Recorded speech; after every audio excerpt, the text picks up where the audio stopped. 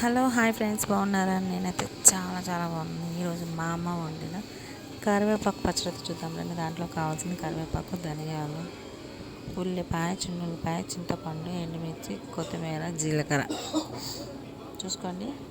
ఇవన్నీ కావాలి. ఇప్పుడు మనం అయితే ఒక బాండీ పెట్టుకొని దాంట్లో ఎండుమిర్చి అట్లా వేయించుకొని కొంచెం అట్లా వేగినాక దాంట్లోనే మనము ధనియాలు, జీలకర్ర చూడండి అట్లా వేయించుకోవాలి. అట్లా కొంచెం అంతా వేగినాక కొంచెం జీలకర్ర, కొంచెం ధనియాలు, ఎంతైనా పాతకాలపు అమ్మ వాళ్ళు చేసిన వంటలు చాలా బాగుంటాయి కదా. మాకైతే మా అమ్మ పచ్చళ్ళు బాగా పెట్టింది ఫ్రెండ్స్.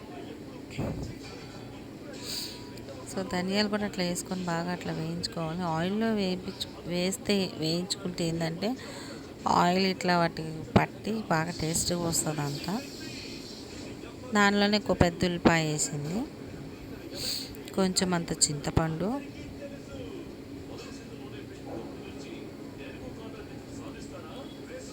అవి అట్లా వేగుతూ ఉంటాయి కదా అని చెప్పేసి మనము ఇప్పుడు కరివేపాకు అట్లా వేగినాక తీసుకు మిక్సీ గిన్నెలో పెట్టి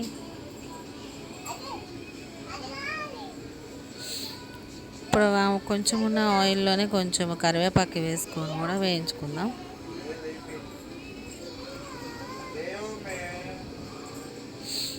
అట్లా బాగా వేయించుకోవాలి కొంచెం, అవి కూడా లేకపోతే పసరు ఉంటుంది.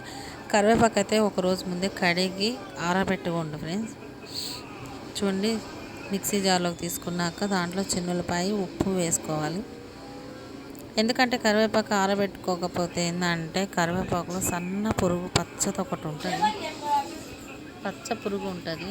అది ముందు రోజే మనం కడిగి ఆరబెట్టుకుంటే ఇంకా పురుగు అన్నది పోతుంది. దాంట్లో ఇప్పుడు చూడండి కరివేపాకు అయితే వేగుతుంది కదా, దాంట్లో కొంచెం కొత్తిమీర వేసుకున్నాం, చిన్నులపాయలు కూడా 2 రెబ్బలు అట్లా వేసినాను దాంట్లో.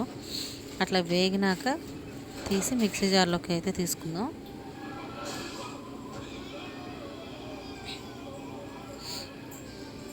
ఎంత స్మెల్ వస్తుందంటే వేగుతుంటేనే మంచి స్మెల్ వస్తుంది. సో కరివేపాకు అంటే మనకి హెయిర్కి కూడా చాలా మంచి కదా. సో కరివేపాకు ఎంత తింటే అంత మంచిదని చెప్పేసి అంటారు కదా. కొంతమంది తినని వాళ్ళు ఈ పురుగుకైనా తినవచ్చు. పోపు దినుసులు అయితే వేసుకున్నాము. తాలింపు గింజలు వేసుకున్నాక కరివేపాకు వేసుకొని 4 ఎండుమిర్చి వేసుకొని వేపుకుందాం. చూడండి అవి అయితే వేగిపోయినాయి, చిటపట అనేస్తున్నాయి.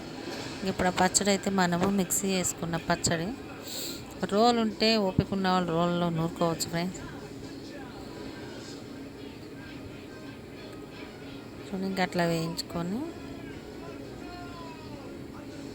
అట్లా తిప్పుకొని